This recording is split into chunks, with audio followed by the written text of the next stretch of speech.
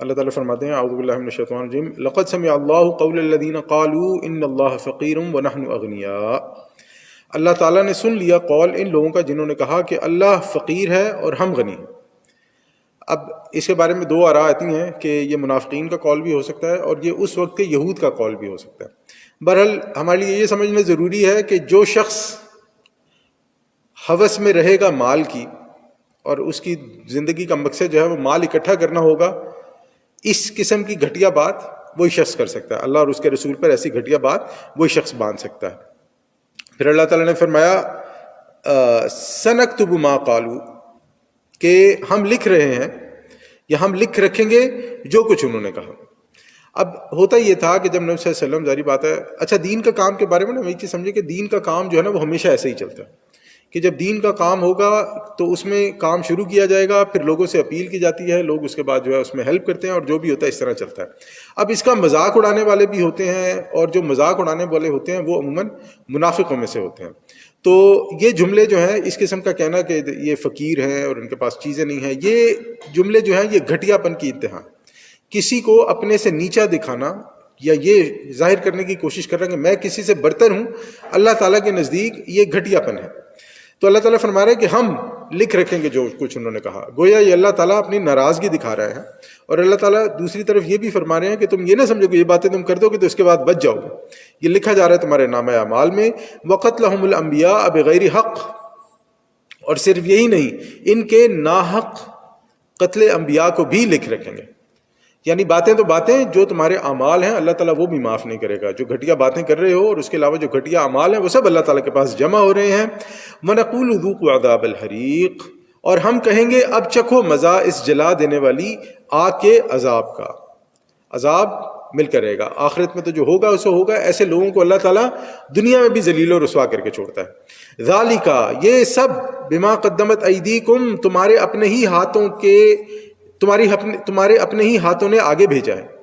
یعنی کسی کو آپ الزام نہ دیں. اگر یہ منافقین ہیں تو ان کے لیے بھی ہے، اور اگر خاص طور پہ یہ جو اس وقت کے کفار تھے، یہود تھے، ان کو بھی اللہ تعالیٰ فرما رہا ہے کہ یہ کسی کو الزام نہ دو اس بات کا کہ اگر تمہیں آخرت میں عذاب دیا جائے گا، کیونکہ حضرت موسیٰ سے لے کے حضرت عیسیٰ تک کوئی ایسا زمانہ نہیں رہا جب تمہارے اندر انبیاء موجود نہیں تھے، رسول موجود نہیں تھے. وَأَنَّ اللَّهَ لَيْسَ بِظَلَّامٍ لِّلْعَبِيدِ، اور اللہ تو اپنے بندوں کے حق میں ہرگز ظالم نہیں ہے. اللہ تعالیٰ کسی پہ ظلم نہیں کرتا ہے. الذین قالوا ان اللہ عاہد الینا، اور جو لوگ یہ کہتے ہیں کہ اللہ نے ہم سے ایک عہد لے لیا تھا. اللہ نؤمن لرسول حتی یأتینا بقربان تأکلہ النار، کہ ہم کسی رسول پر ایمان نہ لائیں جب تک وہ ایسی قربانی پیش نہ کرے جسے آگ کھا جائے. اچھا، اس عہد کے بارے میں ایک چیز ہم سمجھیں کہ کیا ایسا عہد بائبل میں موجود ہے؟ تو اللہ عالم، جتنا میں نے پڑھا ہے، مجھے بائبل میں یا میں نے جتنی ریسرچ کی ہے، مجھے بائبل میں کہیں ایسا کوئی قول نہیں ملا کہ کسی نبی نے یا اللہ تعالیٰ نے یہ کہا ہو ہم سے پہلے والی امتوں کو کہ یہ خاص ایک ایسا معجزہ ہے کہ اگر کوئی نبی یہ معجزہ دکھائے تو تم نے اس پہ ایمان لے کے آنا ہے. پہلی بات. دوسری بات، کیا یہ معجزہ پہلے ہوتا تھا؟ تو جی بالکل یہ معجزہ پہلے ہوتا تھا. جب ہم پہلے والے انبیاء آئے تھے تو اللہ تعالیٰ نے انہیں یہ معجزہ دیا تھا. بلکہ ہوتا یہ تھا کہ وہ جو بھی قربانی، جو بھی صدقہ، جو بھی خیرات تھی وہ اپنے اوپر نہیں لگا سکتے تھے، وہ اس کو نہیں کھا سکتے تھے. تو اپنے قربانی کرتے تھے، صدقہ خیرات کرتے تھے، ایک جگہ رکھتے تھے، اوپر سے ایک آگ آتی تھی، وہ آگ اس صدقے کو جلا دیتی تھی. یہ اس چیز کی نشانی ہوتی تھی کہ ان کا صدقہ قبول ہو گیا. جیسے ہمیں سورہ مائدہ میں ملتا ہے حابیل اور قابیل کا واقعہ کہ اس میں سے ایک کا صدقہ قبول ہو گیا اور دوسرے کی قربانی قبول نہیں ہوئی. اب آج یہ حصی علامات موجود ہیں تو نہیں، آج یہ علامات موجود نہیں ہیں. کس کی قربانی قبول ہوتی ہے نہیں ہوتی ہے یہ اللہ تعالیٰ بہتر جانتا ہے. بلکہ دیکھا جائے تو یہ اللہ تعالیٰ نے ہماری ایک قسم کی عزت کی پروٹیکشن بھی کی ہوئی ہے کہ ہماری جو ہے نا وہ یہ بے عزتی لوگوں کے سامنے نہ ہو یا ہمارے جو ہے نا اصلیت لوگوں کے سامنے نہ کھلے. تو اس وقت بھی نبی صلی اللہ علیہ وسلم کو انہوں نے یہ کہا کہ بھئی یہ قربانیاں ہم نے پہلے دیکھی ہیں تو آپ بھی جو ہے نا ایسی قربانی کو پیش کریں، ایسا کوئی مظاہرہ کریں تو پھر ہم آپ کی بات مانیں گے. اب نبی صلی اللہ علیہ وسلم کی طرف سے جواب دیا جا رہا ہے. قل، کہ اے نبی صلی اللہ علیہ وسلم ان سے کہیے، قد جاءکم رسل من قبلی بالبینات، کہ تمہارے پاس مجھ سے پہلے بہت سے رسول آ چکے ہیں واضح معجزوں کے ساتھ. تم صرف اس معجزے کی بات کرتے ہو. حضرت موسیٰ اور حضرت عیسیٰ، ان کے پاس کیسے کیسے معجزے نہیں تھے کہ زندہ کو جو ہے وہ، مردہ کو جو ہے وہ زندہ کر دیتے تھے، مٹی سے جو ہے وہ بناتے تھے پرندہ اور اس کے بعد اس میں پھونک مارتے تھے پرندہ زندہ ہو جاتا تھا. وَبِالَّذِي قُلْتُمْ، اور وہ چیزیں بھی لے کر آئے جس کے لیے تم کہہ رہے ہو. یعنی یہ بھی موجود تھا اور اس سے بڑے بڑے معجزے بھی موجود تھے جن کا تم مطالبہ کرے ہو. فلما قتلتموہم ان کنتم صادقین, تو پھر تم نے انہیں کیوں قتل کیا اگر تم سچے ہو. دیکھیں اپنے تئیں تو انہوں نے حضرت عیسیٰ کو بھی قتل کر دیا, یہود نے اپنی طرف سے تو حضرت عیسیٰ کو بھی سولی لٹکا دی نا, تو اللہ تعالیٰ نے ہمیں بتایا کہ ایسا نہیں ہوا, ورنہ ہمیں تو نہیں پتا. تو اگر تمہارے پاس کسی نبی کے حق ہونے کا معیار معجزہ ہی ہے تو پھر معجزے تو پہلے بھی انبیاء لے کر آئے تھے, ان کو تم نے کیوں نہیں مانا اور انہیں کیوں قتل کرتے رہے ہو. پھر آگے اللہ تعالیٰ نبی صلی اللہ علیہ وسلم کو فرما رہا ہے فَإِن كَذَّبُوكَ, تو اے نبی صلی اللہ علیہ وسلم اگر وہ آپ کو جھٹلا دیں, یعنی یہ آپ کے ساتھ کر رہے ہیں تو یہ کوئی نئی بات نہیں ہے, یہ ان کی عادت ہے, یہ پہلے کرتے رہے ہیں. اگر آپ کے ساتھ کر رہے ہیں اور آپ کو جھٹلا رہے ہیں تو تعجب مت کریں. فَقَدْ كُذِّبَ رُسُلٌ مِّن قَبْلِكَ, تو آپ سے پہلے بھی بہت سے رسولوں کو جھٹلایا جا چکا ہے. آپ صبر سے کام لیں, آپ کو بھی اس سے گزرنا ہوگا. یہ کام تمام انبیاء کے ساتھ ہوتا ہے. اچھا, اور یہ صرف انبیاء کے ساتھ نہیں. آپ یہ دیکھیں کہ جو بھی شخص دین کے کام کے لیے نکلے گا, جو بھی شخص کسی سوسائٹی میں کسی کمیونٹی میں چینج کی بات کرے گا, ہمیشہ اس سوسائٹی میں ایسے لوگ موجود ہوں گے جن کا اس کام سے کوئی نہ کوئی دنیاوی مفاد وابستہ ہو, اور اس دینی کام کی وجہ سے ان کے دنیاوی مفاد کو زک پہنچے گی, تکلیف پہنچے گی. اور پھر وہ لوگ کیا کریں گے؟ پھر وہ لوگ کہیں گے کہ یہ کام نہیں ہونا چاہیے. دیکھو ہماری مسجد ہے, اس مسجد میں نماز پڑھو, روزے رکھو, نماز پڑھو, روزے کے فضائل بیان کرو, حج کے فضائل بیان کرو, بس چپ رہو. ہمیں یہ مت بتاؤ کہ ہم نے زندگی کیسے گزارنی ہے. ہمیں یہ نہیں بتاؤ کہ حلال کیا ہوتا ہے, حرام کیا ہوتا ہے. ہمیں یہ نہیں بتاؤ کہ بیوی کے حقوق کیا ہے, بچوں کے, یہ حق یہ تمہارا کام نہیں ہے مولوی صاحب. اور یہ میں اپنی طرف سے نہیں بیان کر رہا بھائی. آپ کو پتا ہوگا یہاں جب رمضان میں تھے تو میں روزوں میں بیان کرتا تھا 2 تراویحوں کے بیچ میں کھڑے ہو کے, تو کئی بار ایسا ہوتا تھا کہ مجھے کئی لوگوں نے کہا کہ دیکھیں آپ انہیں معاملات میں نہ پڑے, بس آپ چپ چاپ اللہ اور رسول کی جو ہے نا وہ بات بیان کیا کرو, آگے چلے جایا کریں. تو میں نے کہا مجھے بتایا میں ایسی کون سی بات ہے میں نے اللہ اور اس کے رسول کے خلاف بیان کی ہے. تو بیسیکلی وہ یہ کہہ رہے تھے کہ ایسی باتیں نہ بیان کریں. آپ کو یاد ہے میں نے ایک بار ذکر کیا تھا کہ ہمارے جو ہے یہاں پہ بچوں کے اندر الحاد پھیل رہا ہے, دہریت پھیل رہی ہے, تو اس پہ ایک صاحب بڑا برا مان گیا تھا کہ آپ ایسی باتیں نہ بیان کریں, آپ ہمیں مت بتائیں. اب پھر وہی واپس coming back to the point کہ جب انبیاء بھی یہ باتیں کرتے تھے, لوگوں کو بتاتے ہیں کہ دیکھو تمہارے معاشرے میں یہ برائیاں موجود ہیں, تم جو کام کر رہے ہو اس میں یہ اچھی چیز ہے اور یہ بری, تو وہ کہتے ہیں دیکھو اچھی چیزیں بتاتے جو بری کا ذکر مت کرو. تو آج بھی جو شخص دین کا کام کرے گا وہ یہ یاد رکھے بات کو, جو شخص دین کا کام کرے گا وہ یہ یاد رکھے کہ اس کے خلاف اس کے ہی اپنے معاشرے میں سے, اس کے ہی اپنے لوگوں میں سے لوگ کھڑے ہوں گے جو اسے کہیں گے کہ جو تم کر رہے ہو ہمیں اس کی ضرورت نہیں ہے, ہم بھی اتنے ہی پڑھے لکھے ہیں جتنے تم پڑھے لکھے ہو, ہمیں بھی کوئی کمی نہیں ہے, ہم نے بھی کتابیں پڑھی ہوئی ہیں, اسی لیے تم یہاں پہ نمازیں پڑھاؤ اور اس کے بعد چلتے بنو. تو نبی صلی اللہ علیہ وسلم کو بھی یہی کہا جا رہا ہے کہ آپ صبر سے کام لیں. آپ سے پہلے اتنے انبیاء گزر چکے, 1,24,000 کی فگر ہمیں ملتی ہے, تو ان کے ساتھ بھی یہ سب ہوا ہے, آپ کے ساتھ بھی یہ سب ہوگا. اور جو انبیاء کا کام کریں گے, جو دین کا کام کریں گے, قیامت تک ان کے ساتھ بھی یہ ہوتا رہے گا. جاؤ بالبینات, جو آئے تھے واضح نشانیوں کے ساتھ, جو انبیاء واضح نشانیوں کے ساتھ آئے تھے, والزبر والکتاب المنیر, اور صحیفے روشن کتابیں لے کر, یعنی کہ جس کے ساتھ آپ بھیجے گئے ہیں نبی صلی اللہ علیہ وسلم, ایسے ہی وہ انبیاء بھی آئے تھے, ان کے وہ بھی اللہ تعالیٰ سے کمیونیکیٹ کرتے تھے, ان پہ بھی وحی آتی تھی. حضرت جبرائیل علیہ السلام ان کے پاس بھی وحی لے کر آتے تھے, وہ بھی لوگوں کو ایسے ہی بلاتے تھے دین کی طرف. تو جو آپ کام کر رہے ہیں وہ نیا کام نہیں ہے, جو آپ کے ساتھ ہو رہا ہے اسی طرح وہ بھی نیا رد عمل نہیں ہے. پھر اللہ تعالیٰ فرماتا ہے کل نفس ذائقۃ الموت, ہر ذی نفس کو موت کا مزہ چکھنا ہے. موت تو پھر آنی ہے, اللہ کے سامنے تو پھر پیش ہونا ہی ہے, پھر اپنے اعمال کا جواب تو دینا ہی ہے. وَإِنَّمَا تُوَفَّوْنَ أُجُورَكُمْ يَوْمَ الْقِيَامَةِ, تو تم کو تمہارے اعمال کا پورا بدلہ تو قیامت کے دن ہی دیا جائے گا. دیکھیں اس کے بنا 2 مفہوم ہیں. ایک تو وہ جو بڑی قیامت آنی ہے, وہ جو سور پھونکا جائے گا اور قیامت والا معاملہ شروع, ایک تو وہ ہے. ایک دوسرا قیامت والا معاملہ بھی یہ ہے کہ جب انسان اپنی موت کے فرشتوں کو دیکھتا ہے اسے پتہ لگ جاتا ہے میرے ساتھ کیا ہونا ہے. اس کی قیامت گویا شروع ہو گئی, وہ فائنل فیز جو آنا ہے تو آنا ہے. لیکن جب وہ انسان اپنے موت کے فرشتوں کو دیکھتا ہے کہ کون سے فرشتے میری جان نکالنے آئے ہیں, بس وہ معاملہ اس بندے کے ساتھ شروع ہو جاتا ہے. اسے پتہ لگ جاتا ہے کہ اب میرا آگے حال جو ہے نا وہ کیا ہونے والا ہے. فمن زحزح عن النار وادخل الجنة فقد فاز, تو جو کوئی بچا لیا گیا جہنم سے اور داخل کر دیا گیا جنت میں تو وہ کامیاب ہو گیا.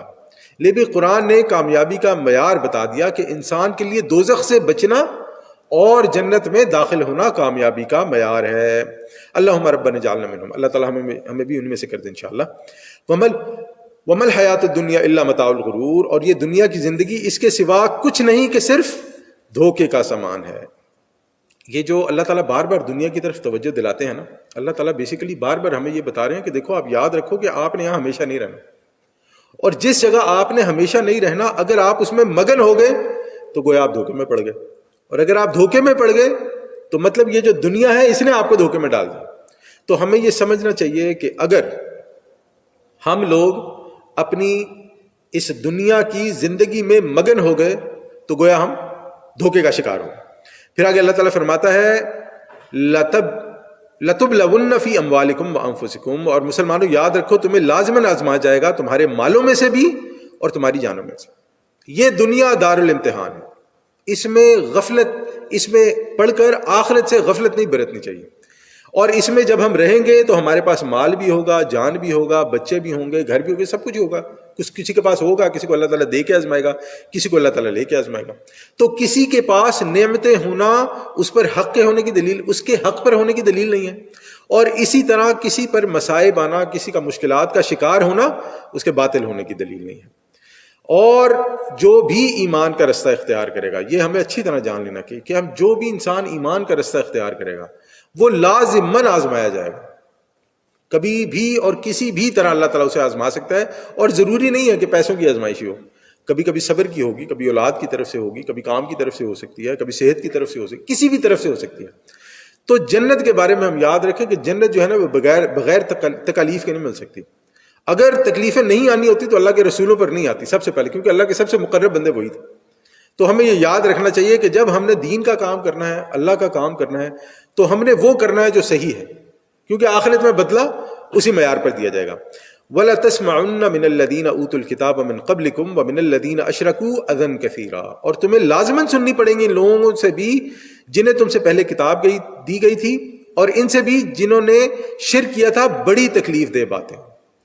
لے جی، صبر کا سب سے پہلا جو لیول اللہ تعالیٰ نے بیان کیا ہے وہ ہے تانے۔ جو بھی دین کا کام کرے گا سب سے پہلے سے تو لوگ تانے دینے شروع کریں گے، پاگل ہو گئے ہو، یہ کیا ہے، انہوں نے داڑھی رکھ لی ہے، یہ تم دین کے کام میں پڑ گئے ہو، تم کھاؤ گے کہاں سے، یہ دیکھو اگر تم بچاؤ گے نہیں تو تمہارا بڑھاپا کیسے گزرے گا، دیکھو تم اپنے بچوں کو دین سکھا رہے ہو، اپنے بچوں کو اگر تم دنیا نہیں سکھاؤ گے تو یہ کھائیں گے کمائیں گے کہاں سے۔ یہی کام جو اپنے بچوں کو تم قرآن اور حدیث سکھانے میں صرف کرتے ہو، اس کے بجائے کوئی دنیاوی اسکل سکھا دو، یہ ساری باتیں سننے کو ملتی ہیں۔ یہ کیا ہے، یہ ساری باتیں کیا شو کرتی ہیں؟ یہ ساری باتیں شو کرتی ہیں کہ دین جو ہے نا وہ کہیں بالکل سیکنڈ تھرڈ گریڈ میں جو ہے نا تھرڈ پرائرٹی پہ پڑا ہوا ہے، اور سارا فوکس، ساری توجہ کس پر ہے کہ یہ دنیا کسی طرح جو ہے نا ہمارے اندر بھی آ جائے، ہمارے بچوں کے اندر بھی آ جائے۔ اور تانا، جو دنیا دار شخص ہوگا وہ سب سے پہلے یہی تانا دے گا، او جی ہمیں بھی پتہ ہے جی، او جی ہم نے دھوپ میں بال سفید نہیں کیا، او جی ہم بھی بڑے ایسے ہیں، تو او جی ہم بھی بڑے ویسے ہیں۔ بہرحال سنو، صبر کرو۔ نبی صلی اللہ علیہ وسلم کو کبھی مجنون کہا گیا، نعوذ باللہ، کبھی شاعر کہا گیا، کبھی ساحر، کبھی جادوگر۔ نبی صلی اللہ علیہ وسلم کو کیا کیا نہیں کہا گیا، کیسی کیسی تکلیفیں نہیں پہنچائی گئی۔ تو مسلمانوں کو بھی یہی کہا جا رہا ہے، کیا کہا جا رہا ہے، وَإِن تَصْبِرُوا، اور اگر تم صبر کرو گے، وَتَتَّقُوا، اور ثابت قدم، یعنی صبر کرو گے ثابت قدم رہو گے، اور تقوی کی روش اختیار کرو گے۔ صبر کے ساتھ تقوی بہت ضروری ہے۔ صبر کے ساتھ ساتھ ہمارے اندر یہ بات ہمارے لیے سمجھنی بہت ضروری ہے کہ ہم لوگ یہ صبر اللہ کے لیے کر رہے ہیں۔ دیکھیں، صبر کا مطلب یہ نہیں ہے کہ میں صبر بھی کروں اور اس کے بعد جب مجھے موقع ملے تو میں اس کے پاس جا کے اس کی برائی کروں، فلانے کے پاس جا کے برائی کروں، ڈھمانے کے پاس جا کے برائی کروں، یا ویسے لوگوں کے سامنے جو ہے نا وہ روتا رہوں کہ میرے ساتھ ہائے فلانے نے یہ کر دیا، ہائے ڈھمانے نے میرے ساتھ یہ کر دیا۔ آج کا ہمارا یہ بڑا مسئلہ ہے، اور اس کے بعد یہ سب کرنے کے بعد کیا کہتے ہیں، بس اللہ جانتا ہے میں کتنا صبر کر کے بیٹھا ہوں۔ نہیں بھائی، یہ صبر نہیں ہے کہ آپ نے جو ہے نا اپنے دل کی بھڑاس بھی نکال لی، آپ نے اس شخص کو جو ہے برا بھلا بھی کہہ دیا، لوگوں کے سامنے اس کی برائیاں بھی بیان کر دی، لوگوں کو جو ہے نا وہ اپروچ کر کے اپنے جو ہے وہ سب باتیں بھی کر دی، اور اس کے بعد کہا واہ میں جو ہے نا جی بس میں بڑا صبر نہیں، یہ صبر نہیں ہے، یہ جھوٹ ہے۔ صبر وہ ہے جس میں صبر اختیار کیا جائے اور پھر یہ دل میں رکھا جائے کہ اس کا اجر یا اس کا صلہ اللہ تعالیٰ کی طرف سے ملے گا، جیسا بھی ملے گا اللہ تعالیٰ کی طرف سے ملے گا۔ اور یہ صبر انسان کے پاس آس کب سکتا ہے، یہ ہمارے لیے جو ہے نا ایک بڑا امپورٹنٹ پوائنٹ ہے جاننا کہ ایک انسان صبر کرے کیوں، ایک انسان اللہ کا تقوی اختیار کرے کیوں۔ فَإِنَّ ذَلِكَ مِنْ عَزْمِ الْأُمُورِ، تو یہ بے شک بڑے ہمت کے کاموں میں سے ہے۔ یہ ہمت انسان کے اندر کب آئے گی؟ یہ ہمت انسان کے اندر تب آئے گی جب انسان کے سامنے اپنے مقصد کی اہمیت واضح ہو، جب انسان جانتا ہو کہ میرا مقصد ان تمام باتوں سے بہت بلند ہے، بہت اعلیٰ ہے۔ میں اپنے رب کے لیے کام کر رہا ہوں. لوگوں کے تانے بھی مجھے سننے پڑیں گے, لوگوں کی باتیں بھی مجھے سننی پڑیں گی, لوگ میری پیٹھ پیچھے میری برائی بھی کریں گے, لوگ دوسروں کے پاس جا کے جو ہے میرے بارے میں اسے کہتے ہیں کانسپیریسیز بھی کریں گے. سب کچھ ہوگا, یہ سب کچھ ہوگا. یہ جو بھی دین کا کام کرے گا اس کے خلاف یہ سب کچھ ہوگا. اگر انسان کے پاس اپنا مقصد واضح نہیں ہے تو انسان ان باتوں میں الجھ کے اپنی مقصد سے بھی جائے گا, اور جو انسان یہ کام کر رہا ہے, شیطانی عمل کر رہا ہے, اس سے بھی الجھ جائے گا. وَإِذْ أَخَذَ اللَّهُ مِيثَاقَ الَّذِينَ أُوتُوا الْكِتَابَ, اور یاد کرو جب اللہ نے ان لوگوں سے قول و قرار لیا تھا جن کو کتاب دی گئی تھی. دیکھیں پھر اللہ تعالیٰ مثال دے رہے ہیں صلی اللہ علیہ وسلم کو کہ آپ کے ساتھ یہ پہلی بار نہیں ہو رہا, آپ سے پہلے کی بھی مثالیں موجود ہیں. یاد کرو, لَتُبَيِّنُنَّهُ لِلنَّاسِ وَلَا تَكْتُمُونَهُ, اور کیا لیا گیا تھا قول و قرار جنہیں کتاب دی گئی تھی کہ تم لازماً اسے لوگوں کے سامنے واضح کرو گے اور اسے چھپاؤ گے نہیں. لے جی آج کا ایک اور بہت بڑا ٹیسٹ, کہ جب ہم کہتے ہیں کہ ہم مسلمان ہیں, ہم کہتے ہیں کہ ہم اہل قرآن ہیں, ہم کہتے ہیں کہ ہم اہل سنت اور اہل حدیث ہیں, اور اس کے بعد کوئی ایسا معاملہ ہمارے سامنے آ جاتا ہے جو قرآن و سنت کے اگینسٹ جاتا ہے اور ہم اپنی روش بدل لیتے ہیں, تو ہم کیا کر رہے ہیں؟ ہم اللہ اور اس کے رسول کی فرمان سے روح گردانی کرتے ہوئے ان باتوں کو چھپانے کی کوشش کر رہے ہیں. کیا دیکھو ہوگی لیکن جانے دو, خیر اللہ بڑا غفور رحیم ہے, چلنے دو. نہیں. اور نہ میں ایک آپ کے سامنے اور سی کہ چھپانے کے پیچھے, یہ ہمارا تو خیر اتنا معاملہ نہیں ہے, لیکن یہ جو جتنے بڑے سٹیٹس پہ ہوگا, جس کے پاس جتنا علم زیادہ ہوگا, اس شخص کے اپنے علم کے, خاص طور پہ دین کے علم کے چھپانے کے پیچھے ہمیشہ کسی نہ کسی خباثت کا عمل دخل ہوگا. ہم اگر یہ اپنے ارد گرد جو بھی ہمارے علماء ہیں ہم ان کے اندر دیکھ لینا کہ ان کا دین کی طرف ان کی اپروچ کیا ہے, یا ایک عام شخص کی دین کی طرف اپروچ کیا ہے. اگر تو اپروچ فتویٰ شاپنگ ہے, اگر تو اپروچ اپنے مطلب کی باتیں نکال کر صرف ان پر عمل کرنا ہے, تو آپ دیکھیں گے کہ آخر میں کوئی نہ کوئی ایسا فتنہ اس شخص کے پاس ہوگا, یا کوئی نہ کوئی ایسا خبیث عمل وہ شخص کرنا چاہ رہا ہوگا کہ جس سے یا وہ اپنی بڑائی چاہ رہا ہوگا کہ لوگ جو ہے نا میری تعریفیں واہ واہ واہ کریں یا مشہور ہو جائے, یا اس سے کوئی دنیاوی مفاد جو ہے نا وہ وابستہ ہوگا. وہ لازماً اس میں وہ چاہتا ہوگا کہ اس کی وجہ سے مجھے یہ دنیاوی فائدہ ہے, اس لیے اس بات کو بیان نہ کیا جائے. بہر اللہ تعالیٰ فرماتا ہے فَنَبَذُوهُ وَرَاءَ ظُهُورِهِمْ, تو انہوں نے اس عہد کو پس پشت پھینک دیا. وَاشْتَرَوْا بِهِ ثَمَنًا قَلِيلًا, اور اس کی بڑی حقیر سی قیمت وصول کی. ہوتا یہ ہے کہ جب انبیاء آتے ہیں, کیا ہوتا یہ رہا ہے ہمیشہ کہ جب یہ انبیاء آتے تھے لوگوں کو سمجھاتے تھے, اور انبیاء کے جانے کے بعد جو ان کے وہ لوگ ہوتے تھے, بعد والے لوگ ہوتے تھے, وہ آہستہ آہستہ آہستہ اس عہد کو اپنی پشت کے پیچھے پھینکتے تھے. اب نبی صلی اللہ علیہ وسلم کو آئے ہوئے بھی 1400 سال ہو گئے, 14 سال سے زیادہ کا عرصہ گزر گیا اگر ہم قمری حساب سے دیکھیں. تو اب وہی پرابلم ہمارے ساتھ بھی چلتا ہے. اب اسی لیے ہمیں یہ چاہیے کہ ہم لوگ لازماً اپنا کچھ نہ کچھ زندگی کا حصہ, اپنے بچوں کو ترغیب دے کہ وہ اپنی زندگی کا کچھ نہ کچھ حصہ دین کے لیے ضرور وقف کریں. دیکھیں پوری زندگی کوئی کر سکتا ہے تو الحمدللہ, لیکن اگر نہیں کر سکتے تو اپنی زندگی کا کچھ نہ کچھ حصہ ضرور وقف کریں. وقف کرنے سے کیا مراد ہوگا؟ مثلا آپ کو ایک مثال دیتا ہوں. اب آج کے دور میں ہمارے پاس بہت بڑے فتنے, مثلا سب سے بڑا فتنہ ایتھیزم کا ہی ہے, دہریت کا ہی ہے. ہم لوگ اپنے بچوں کو یہ ترغیب دیں کہ ان میں سے کوئی ایک ایتھیزم پہ ماسٹر کر لیں, کہ ایتھیزم کے جتنے دلائل ہیں ان کا رد. اسی طرح ہمارے پاس ایک بہت بڑا فتنہ جو ہے وہ آج کل ہوا ہے مرد عورتوں کے معاملات کا. ایک بندہ اس پہ ماسٹر کر لیں, ایک بچہ اس پہ ماسٹر کر لے, قرآن کی وزڈم پہ ماسٹر ہو جائے, قرآن کی نالج پہ ماسٹر کر لے, قرآن کو آگے بیان کرنے پہ ماسٹر کریں, نبی صلی اللہ علیہ وسلم کی زندگی پہ ماسٹر کر لیں, نبی صلی اللہ علیہ وسلم کے سیرت کے مختلف پہلوؤں پر ماسٹر. اگر ہمارے بچے, ہم لوگ اپنے بچوں کو یہ ساری ٹاسک بانٹ دیں, یہ سارے کام بانٹ دیں کہ ہمارے بچے بجائے اس کے کہ وہ پوری زندگی وقف کریں, اگر اپنی زندگی کا ایک حصہ کسی ایک چیز پہ ماسٹر کر لیں, اس کے بعد وہ ایک یونین میں کام کریں, یونٹی میں کام کریں, دین کا کتنا بھلا اور فائدہ ہو سکتا ہے. یعنی چھوٹی چھوٹی چیزیں. تو ہمیں یہ سمجھنا چاہیے کہ ہم لوگ اس دنیا میں جب تک ہیں ہم لوگوں نے کوشش کرنی ہے کہ اللہ کے دین کا کام ہوتا رہے, اور اگر نہیں ہوگا تو لازماً اس کی کوئی وجہ ہوگی, اور وہ وجہ اس کی قیمت ہوگی.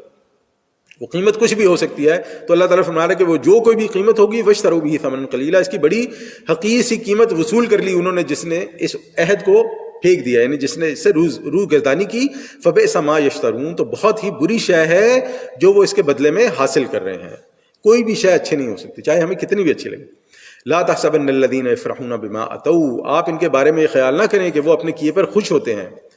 اچھا یہاں پر ایک اور چیز بھی بڑی ضروری ہے جو اللہ تعالیٰ نے فرمایا نا کہ جو اپنے کیے پہ بڑے خوش ہوتے ہیں. ہمارے یہاں آج ایک اور بڑا مسئلہ ہے کہ انسان کو نیکی کر لے گا, مثلا حج کرائے گا, یا اللہ تعالیٰ اسے اور کوئی نیکی کا کام لے لے گا تو وہ بڑے خوش ہوں گے. دیکھو میں نے تو یہ کیا تم نے کیا کیا ہے.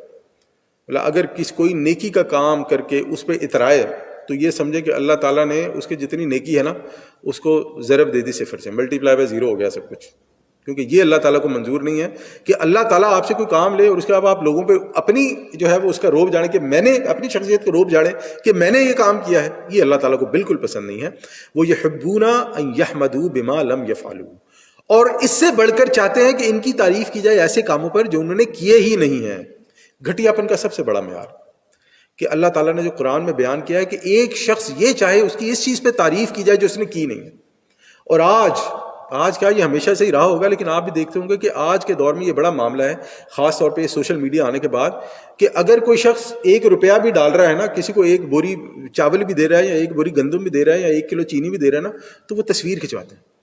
ہم دیکھا نا, تصویر کھنچوائیں گے, بڑے بڑے فوٹوز لگا دیں گے, بڑے بڑے بینر لگا دیں گے کہ ہم نے یہ کیا, ہم یہ دے رہے ہیں, ہم یہ چلا رہے ہیں. انا للہ و انا الیہ راجعون. اس سے زیادہ اور کیا کہے گا. اللہ تعالیٰ نے اس کو ایک گھٹیا پن کی علامت ظاہر کی کہ وہ یہ چاہتے ہیں کہ ان کی تعریفیں کی جائیں. فلا تحسبنہم بمفازۃ من العذاب, تو ان کے بارے میں یہ خیال نہ کریں کہ وہ عذاب سے بچ جائیں گے.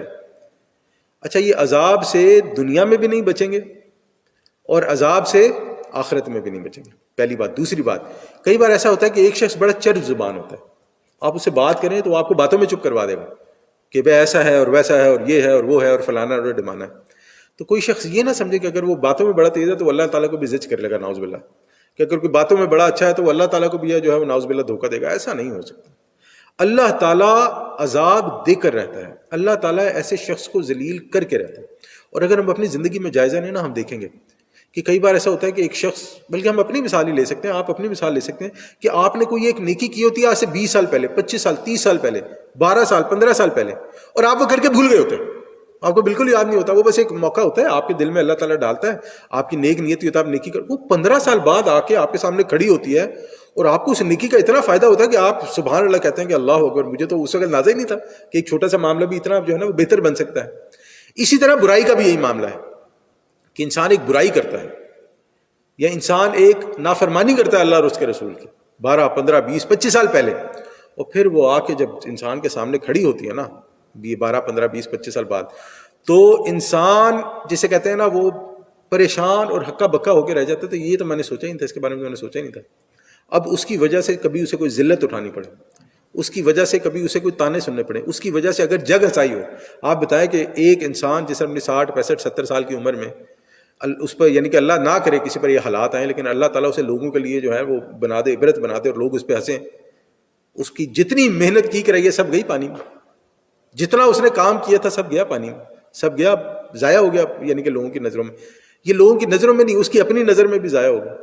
تو ہمیں اس چیز سے جو ہے نا بہت ڈرنا چاہیے, ہمیں اس چیز سے بہت ڈرنا چاہیے کہ ہم لوگ جو بھی اللہ تعالیٰ کے سامنے نیکی کریں اس کے بعد اللہ تعالیٰ سے گڑ گڑا کر دعا کریں کہ یا اللہ آپ اس نیکی کو قبول فرمائیں, اور دوسرا کہ اس نیکی کے ذریعے سے مجھے خیر اور بھلائی عطا فرمائیں, اس نیکی کو میرے لیے شر یا ذلت یا رسوائی کا سبب نہ بنائیں.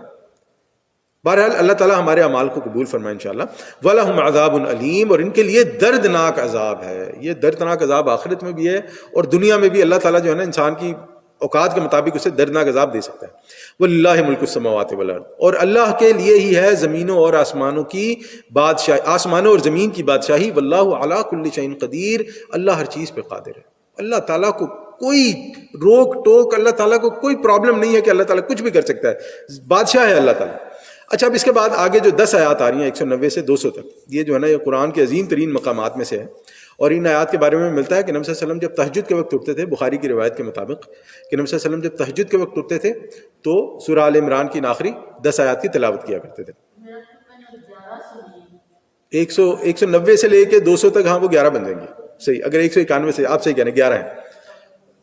تو آیات کیسے شروع ہوتی ہیں؟ اعوذ باللہ من الشیطان الرجیم, ان فی خلق السماوات والارض واختلاف اللیل والنہار, یقیناً آسمانوں اور زمین کی تخلیق میں اور رات اور دن کے الٹ پھیر میں لآیات لأولی الالباب, ہوش مند لوگوں کے لیے نشانیاں ہیں.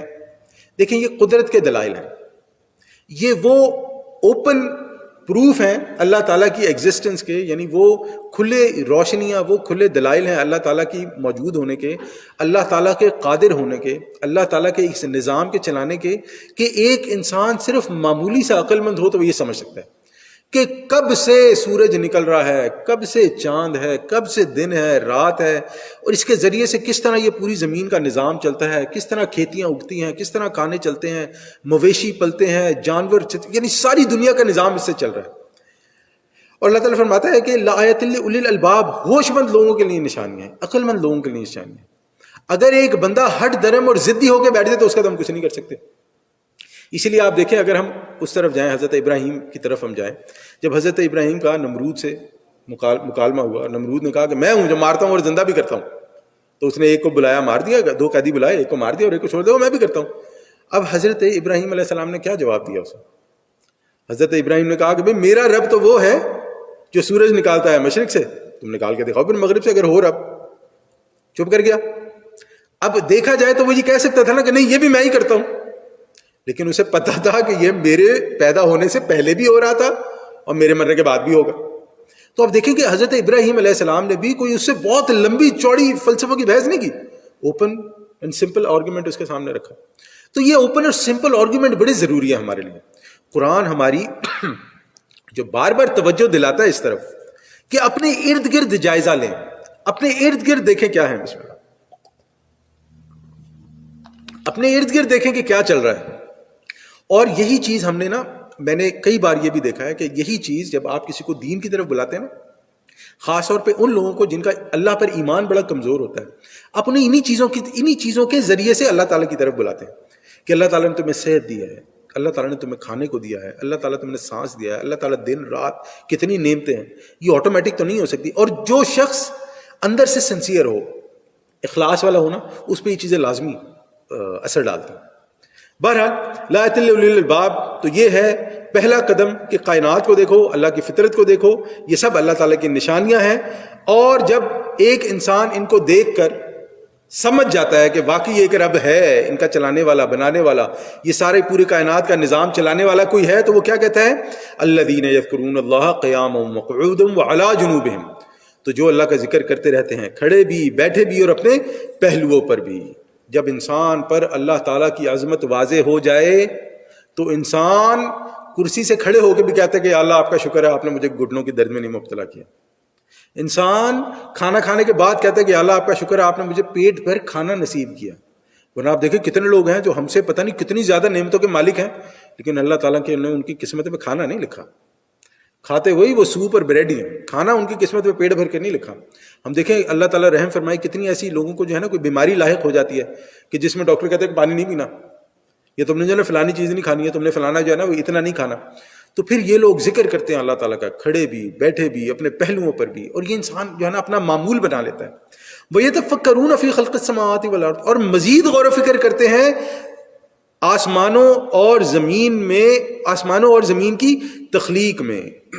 یعنی ایک تو جو انہیں نظر آتا ہے وہ آتا ہے، پھر ان کے اندر یہ اور چیز پیدا ہوتی ہے، ان کے اندر یہ اور پیاس پیدا ہوتی ہے، یہ اور طلب پیدا ہوتی ہے کہ ہمارے رب نے جو اتنی خوبصورت یا اتنا زبردست نظام بنایا ہے جو چل رہا ہے، اور اس کے اندر مزید کیا ہے۔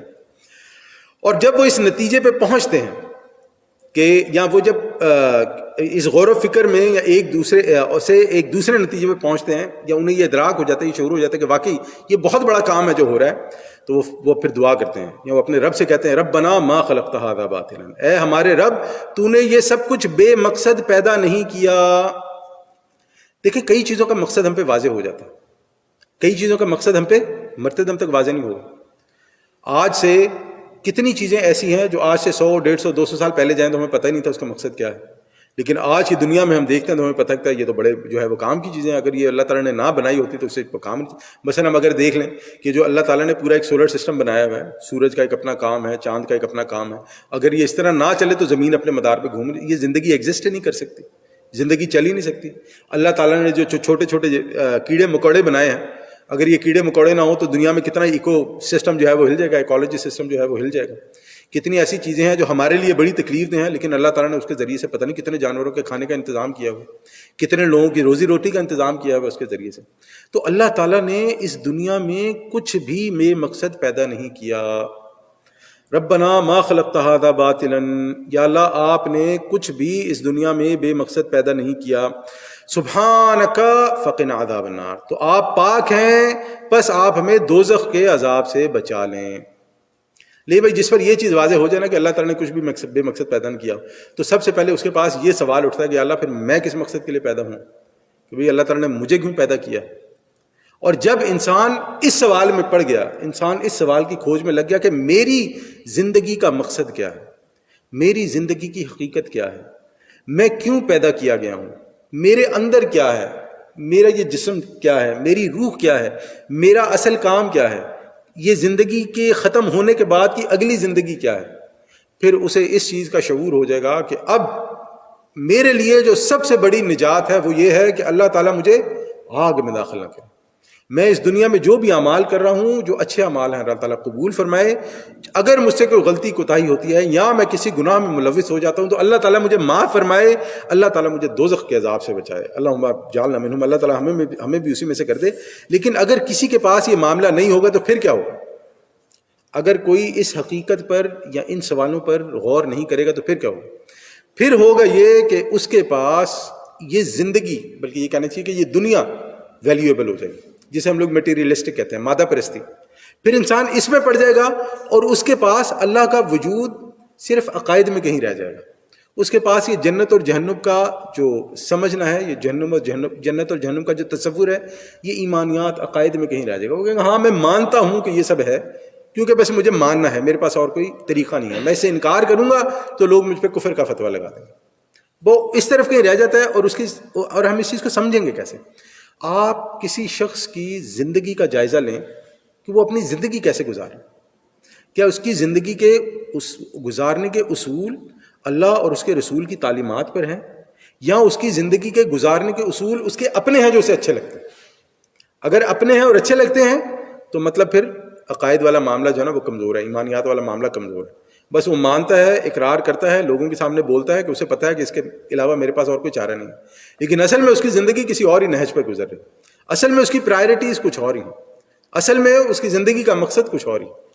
پھر اللہ تعالیٰ فرماتا ہے کہ ایسے لوگوں کے لیے، اللہ تعالیٰ نے کئی جگہ فرمایا کہ پھر ایسے لوگوں کے لیے آخرت میں اللہ تعالیٰ نے جہنم کا عذاب تیار کیا ہوا ہے. پھر اور وہ کیا دعا کرتے ہیں؟ ربنا انک من تدخل النار فقد اخزیتہ، اے ہمارے رب جس کو آپ نے داخل کر دیا آگ میں، بے شک اس کو تو آپ نے رسوا کر دیا. ہماری دعاؤں میں سے یہ دعا بھی ہونی چاہیے کہ یا اللہ ہمیں رسوائی سے بچائیں، یا اللہ ہمیں ذلت سے بچائیں. اس دنیا میں بھی رسوائی اور ذلت سے بچائیں، آخرت میں بھی رسوائی اور ذلت سے بچائیں. وما للظالمین من انصار، اور ظالموں کے لیے کوئی مددگار نہیں ہوگا.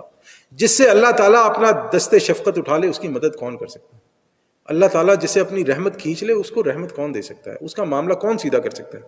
ربنا اننا سمعنا منادیا ینادی للایمان ان آمنوا بربکم فآمنوا، تو اے ہمارے رب ہم نے ایک پکارنے والے کو سنا جو ایمان کی ندا دے رہا تھا کہ اے ایمان والو اپنے رب پر ایمان لاؤ، اپنے رب پر، تو ہم ایمان لے آئے.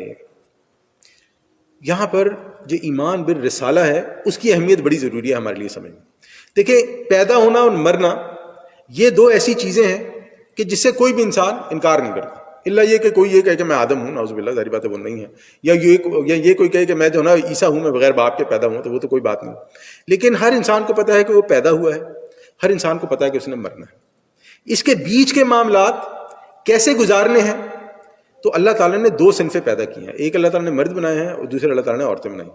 نہ مرد عورت ہے نہ عورت مرد ہے، اسی لیے نہ مرد عورتوں کی سائیکالوجی سمجھ سکتے ہیں نہ عورت مردوں کی سائیکالوجی سمجھ سکتے ہیں. اسی طرح اپنی صنف میں بھی ہر انسان ایک دوسرے سے مختلف ہے.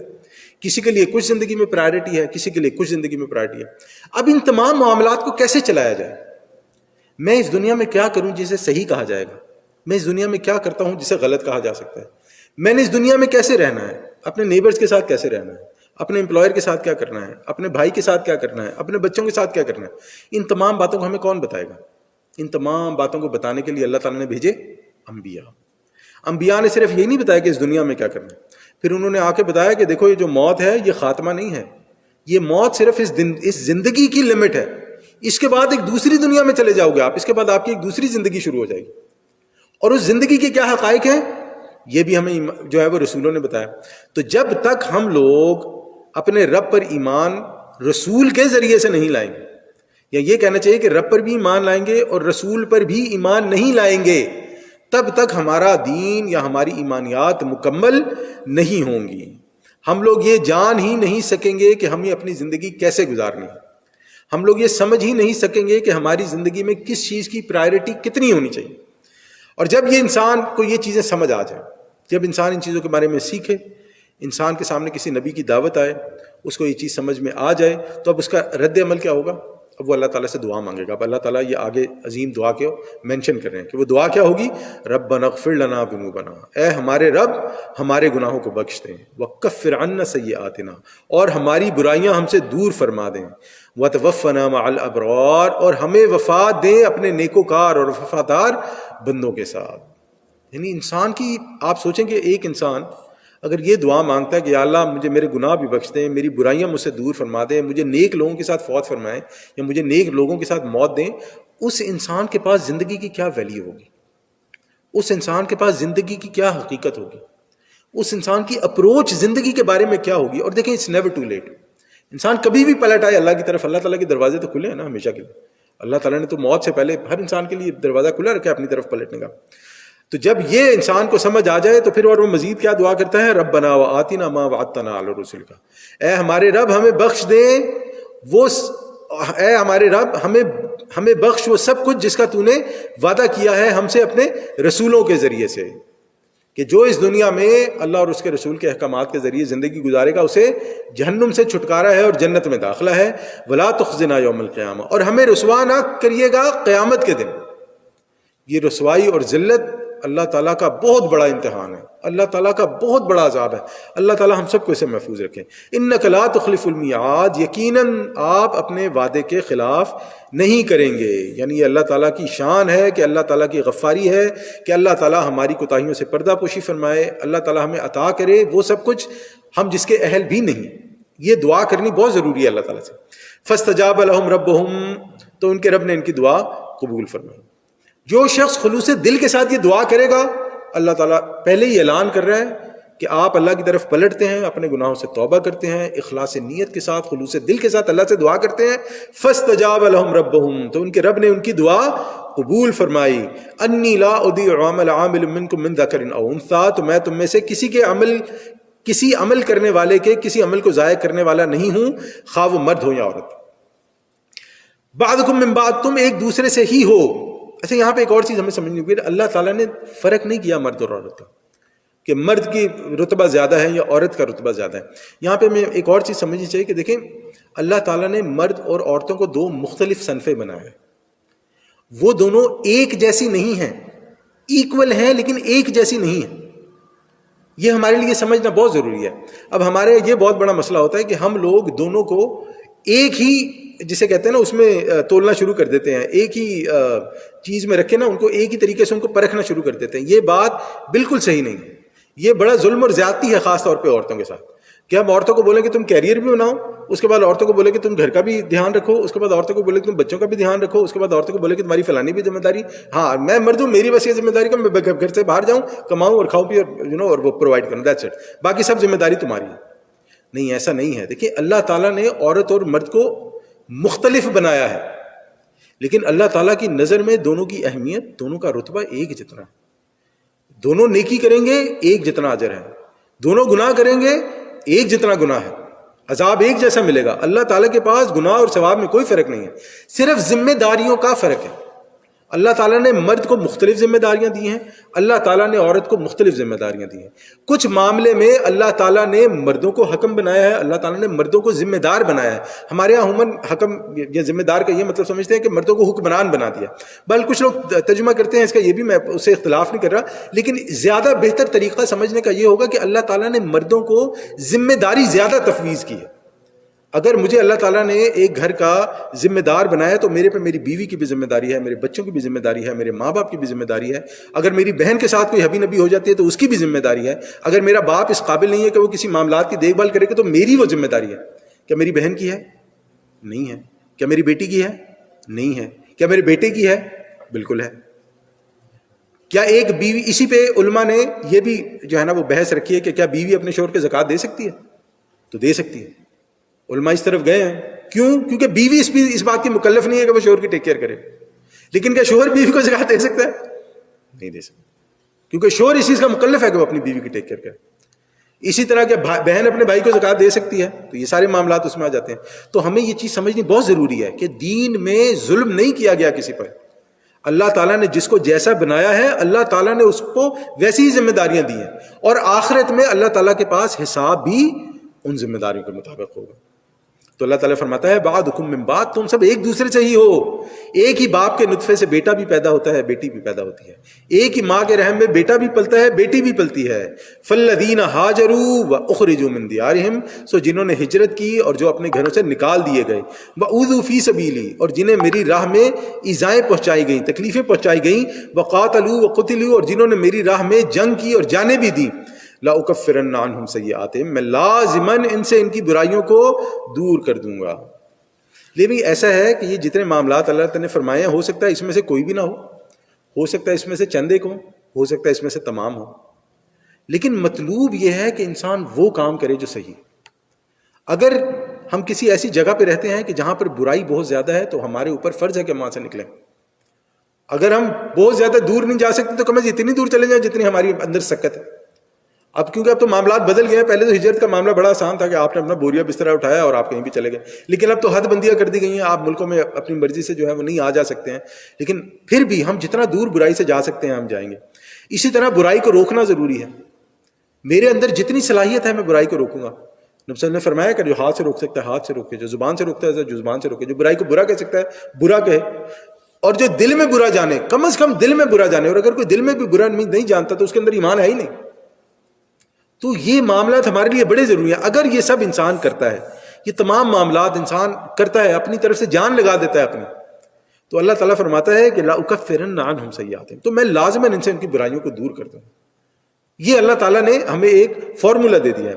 اور اس کے علاوہ کیا کرے گا اللہ تعالیٰ؟ وَلَأُدْخِلَنَّهُمْ جَنَّاتٍ تَجْرِي مِن تَحْتِهَا الْأَنْهَارُ، اور لازماً داخل کروں گا انہیں ان باغات میں جن کے نیچے نہریں بہتی ہوں گی. ثوابا من عند اللہ، یہ بدلہ ہوگا ان کے پاس، یہ بدلہ ہوگا اللہ کے پاس سے، یعنی اللہ تعالیٰ اپنی فضل سے ان کے یہ بدلہ دے گا.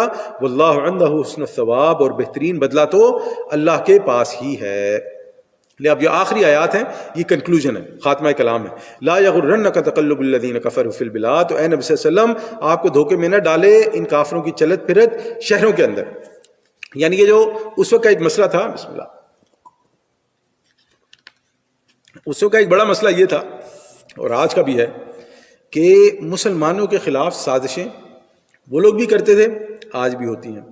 تو اب اللہ تعالیٰ نبی صلی اللہ علیہ وسلم کو فرما رہا ہے کہ دیکھیں آپ نے جو کام کرنا ہے وہ آپ نے کرنا ہے، اور جو دوسروں نے کام کرنا ہے وہ انہوں نے کرنا ہے.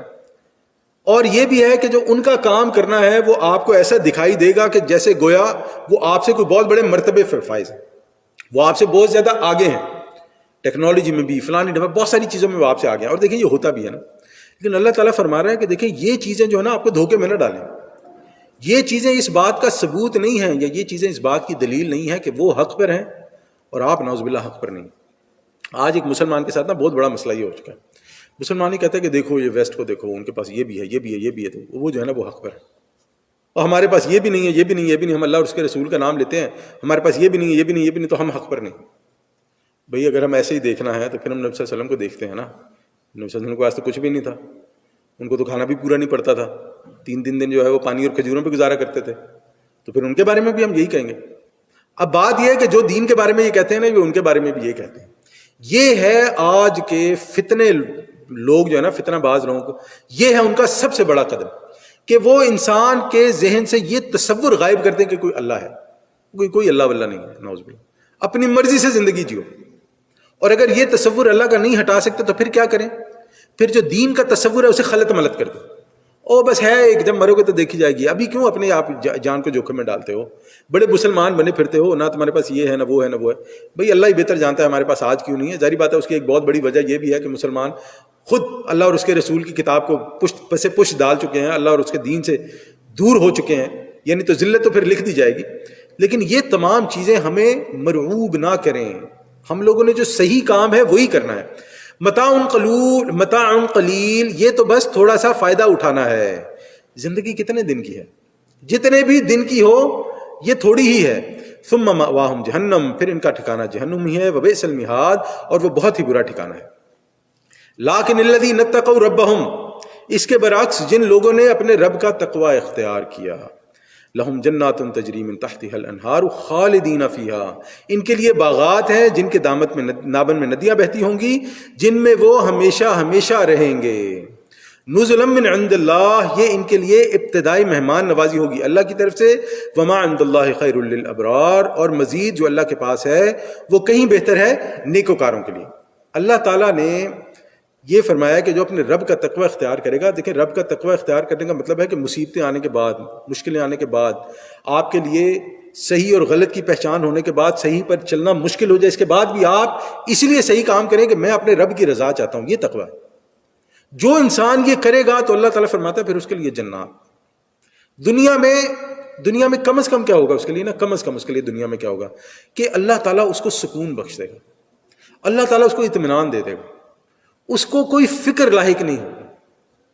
آپ نے دیکھا ہوگا اس دنیا میں بڑے بڑے لوگ ہیں کہ جو اس لیے خودکشی کر لیتے ہیں کہ ڈپریشن کا شکار ہو گئے، بہت سارے آپ نے دیکھے ہوں گے، راتوں کو نیندیں نہیں آتے ہیں، سکون نہیں ملتا ہے، وہ ہر وقت کسی نہ کسی جو ہے نا فضول اس میں لگے رہتے ہیں، اور کچھ نہیں تو انہوں نے اسی اپنے سکون کے چکر میں دوسروں کی زندگی غارت کی ہوتی ہے، دوسروں کی زندگی کا سکون برباد کیا ہوتا ہے۔ تو جو اللہ کا تقوی اختیار کرے گا، صحیح کام کرے گا، ہمیں یوں لگے گا اس کے پاس کچھ نہیں ہے، لیکن یقین جانے اللہ تعالیٰ نا وہ انگلش میں اس کے لیے لفظ ہے سیلف کنٹینٹمنٹ، اللہ تعالیٰ اسے پورا کر دے گا، اسے جتنا اس کے پاس ہے وہ اس میں اتنا خوش اور راضی ہوگا کہ دوسرے دیکھنے والے پریشان ہو جائیں گے کہ اتنا راضی کیسے ہے، اتنا سکون میں کیسے۔ تو یہ ہے اللہ تعالیٰ فرماتا ہے کہ اور اس کے بعد آخرت میں جو اس کے لیے جنت ہے، جو آخرت میں اس کے لیے جنت ہے، اور یہاں پر جو اصل جنتیں ہیں، جو اصل جنت کی اصل نعمتیں ہیں، اس کا بیان اس دنیا میں نہیں کیا جا سکتا۔ جو اللہ تعالیٰ ہمیں دیتے ہیں نا انگوروں کی مثال یا کھجوروں کی مثال، یا اللہ تعالیٰ ہمیں جو ہے وہ انار کی مثال دیتے ہیں، یہ اللہ تعالیٰ ہمیں سمجھانے کے لیے دیتے ہیں کہ دیکھو یہ وہ چیزیں ہیں جو تمہیں یہاں پہ ملتی ہیں، وہاں پہ ان کا مچ بیٹر ورژن، اس سے بہت بہتر جو ہے نا وہاں پر اللہ تعالیٰ نے تمہارے لیے رکھا ہوا ہے۔ لیکن پھر اللہ تعالیٰ فرماتا ہے نزل من عند اللہ، یہ ابتدائی مہمان نوازی ہے، یعنی یہ وہ چیزیں ہیں جو ابتدا میں دیں گی، یعنی کہ جب ہم کسی کے گھر جاتے ہیں نا تو ہمیں کہتے ہیں نا یہ ٹھنڈا پیئیں گے، یہ کھانا آنے تک کیا چلے گا، یہ چائے پلا دیں، یہ وہ نزل ہے۔ اس کے بعد جو اصل ہے وہ تو اللہ ہی بہتر جانتا ہے وہ اور کیا کیا ہے۔ جیسے بخاری اور مسلم کی ایک روایت ہے جس کا خلاصہ یہ ہے کہ اللہ تعالیٰ نے جو جنت میں تیار کر رکھا ہے وہ نہ کچھ سوچ سکتا ہے، نہ کسی نے دیکھا ہے، نہ کسی نے اس کے بارے میں سنا ہے، اور نہ ہی وہ کسی کے تخیل میں آ سکتا ہے۔ بہرحال آگے اللہ تعالیٰ فرماتا ہے وَإِنَّ مِنْ أَهْلِ الْكِتَابِ لَمَن يُؤْمِنُ بِاللَّهِ، اور بے شک اہل کتاب میں وہ بھی ہیں جو ایمان رکھتے ہیں اللہ پر، وَمَا أُنزِلَ إِلَيْكُمْ وَمَا أُنزِلَ إِلَيْهِمْ، اور اس پر بھی ایمان رکھتے ہیں جو تم پر نازل کیا گیا اور اس پر بھی جو ان کی طرف نازل کیا گیا، خاشعین للہ، اللہ سے ڈرتے رہتے ہیں، لا یشترون بآیات اللہ ثمنا قلیلا، وہ اللہ کی آیات کو حقیر سی قیمت پر فروخت نہیں کرتے۔ ان کے لیے کیا ہے؟ اولئک لہم اجرہم عند ربہم، ایسے لوگوں کا اجر اللہ کے رب کے پاس، ایسے لوگوں کا اجر ان کے رب کے پاس محفوظ ہے۔ ان اللہ سریع الحساب، یقیناً اللہ تعالیٰ جلد حساب چکانے والا ہے۔ اچھا دو چیزیں ہوں گی، ایک تو یہ کہ جو ہیں اس میں ہم یہ مانیں گے یہ ان لوگوں کا ذکر ہو رہا ہے جو نبی صلی اللہ علیہ وسلم پر ایمان لانے سے پہلے، یعنی جو نبی صلی اللہ علیہ وسلم کی نبوت سے پہلے کے لوگ ہیں، کیونکہ ایک بار نبی صلی اللہ علیہ وسلم کی رسالت جس پر واضح ہو گئی اور وہ نبی صلی اللہ علیہ وسلم پر ایمان نہیں لایا تو دنیاوی حساب سے یہ اس کا معاملہ نہیں ہے، پھر وہ آخرت میں اللہ تعالیٰ کو جواب دے گا اس کا، دنیاوی حساب سے ہم یہ نہیں کہہ سکتے۔ تو یہ ان کے لیے ہے، وہ والے اہل کتاب یا وہ لوگ جو ایمان رکھتے ہیں اللہ پر بھی، اس کے رسول پر بھی، ڈرتے بھی ہیں اور اللہ کی آیات کو بدلتے بھی نہیں، ان کے لیے ہے اجر اللہ کے پاس۔ ان اللہ سریع الحساب، اللہ تعالیٰ جلد حساب چکانے والا ہے۔ لے جی ایسا ہے کہ جب اللہ تعالیٰ اپنی رسی کھینچتا ہے تو پھر انسان چیخ اٹھتا ہے، پکارتا ہے کہ اتنی جلدی، میں نے کیا کیا تھا، اللہ تعالیٰ اور مجھے تھوڑا وقت دے دیتا، تو اللہ تعالیٰ حساب لینے میں دیر نہیں لگاتا۔ پھر آخر میں اللہ تعالیٰ فرماتا ہے یا ایھا الذین آمنوا اصبروا وصابروا، اے ایمان والو، اہل ایمان صبر کرو اور صبر میں اپنے دشمنوں سے بڑھ جاؤ۔ اللہ یہ بڑی عجیب آیت ہے کہ صبر میں اپنے دشمنوں سے بڑھ جاؤ سے کیا ہوتا ہے کہ دیکھیں جب بھی کسی کا مقابلہ ہوتا ہے نا تو دونوں طرف والی پارٹیاں صبر کرتی ہیں، تو اللہ تعالیٰ فرما رہا ہے جو اہل ایمان ہے نا ان کا صبر جو ان کے مخالفین ہیں ان سے کہیں زیادہ ہونا چاہیے، کیونکہ آپ اللہ تعالیٰ کے وفادار ہو، آپ نے اللہ تعالیٰ کے لیے قربانیاں دینی ہیں، تو آپ کا صبر ان کے صبر کے مقابلے میں کئی گنا زیادہ ہونا چاہیے۔